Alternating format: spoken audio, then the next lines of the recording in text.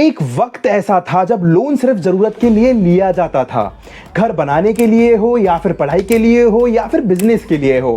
पर आज अब लोन लिया जा रहा है आईफोन खरीदने के लिए, महंगे रेस्टोरेंट में खाना खाने के लिए, और यही बन चुका है भारत की इकोनॉमी का सबसे बड़ा खतरा।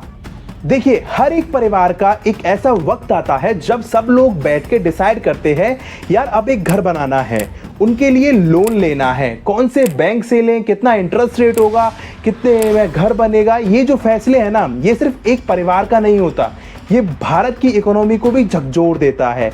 क्योंकि जब घर बनता है तो डिमांड बनती है, सीमेंट हो गया, स्टील हो गया, वर्कर्स, आर्किटेक्ट्स, मतलब एक मल्टीप्लायर इफेक्ट क्रिएट हो जाता है। और अच्छी बात क्या है, इसमें एक एसेट बनता है, अफोर्डेबल हाउसिंग का सपना पूरा होता है। और एक सबसे जरूरी बात यह है कि एक मिडिल क्लास फैमिली के बंदे का सपना भी पूरा होता है। अब अगर हम देखें कि हाउस होल्ड लोन किस लिए लेते हैं, तो 4 मेजर कैटेगरीज होती है। पहली जो कैटेगरी आती है वो होती है एजुकेशन, दूसरी कैटेगरी जो होती है वो होती है हाउसिंग, तीसरी जो कैटेगरी होती है वो होती है बिजनेस, और चौथी कैटेगरी आती है एग्रीकल्चर। इन चारों में ही आप एक तरह से एसेट क्रिएट कर रहे हैं। पढ़ाई से स्किल बढ़ेगा, बिजनेस से इनकम आएगी और खेती से प्रोडक्शन होगा, और घर तो सीधा सीधा एसेट है ही। लेकिन दिक्कत कहां है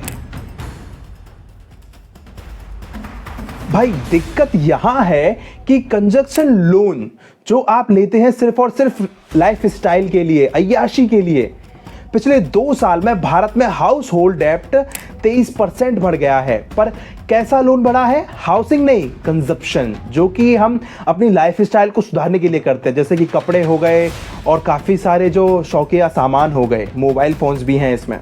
जहाँ पहले हाउसिंग लोन का शेयर 50% से ज़्यादा था, अब वो घट के 45 रह गया है, और कंजम्पशन लोन जो है वो 55% तक पहुंच गया है। आजकल क्या हो रहा है, दुकान पे गए, फोन खरीदा, बोले ईएमआई बना दो, जीरो कॉस्ट ईएमआई। जी हाँ, ईएमआई तो जीरो है, लेकिन इंटरेस्ट रेट जो है वो 15% से ऊपर जा रहा है। क्रेडिट कार्ड्स बूम कर रहे हैं भाई।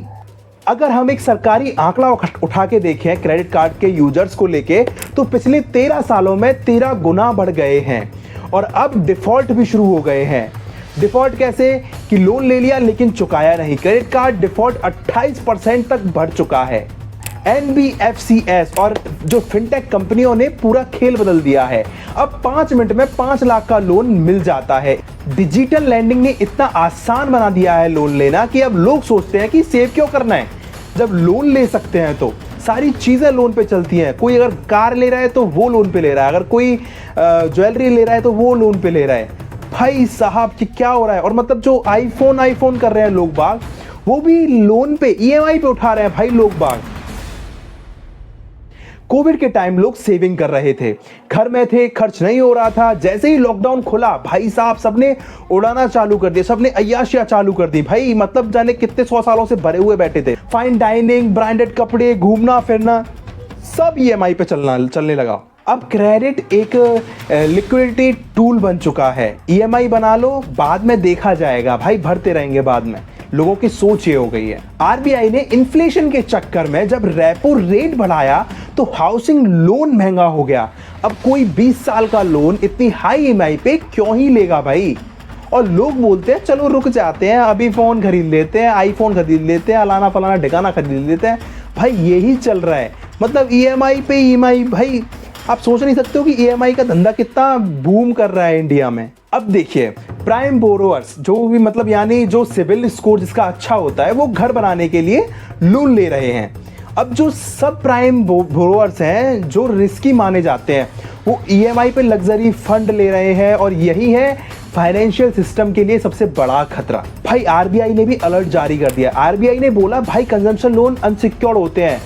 क्यों? क्योंकि अगर लोग मर जाते हैं लोन लेने के बाद तो उसका लोन कौन चुकाएगा भाई, कोई है ही नहीं उसके परिवार में।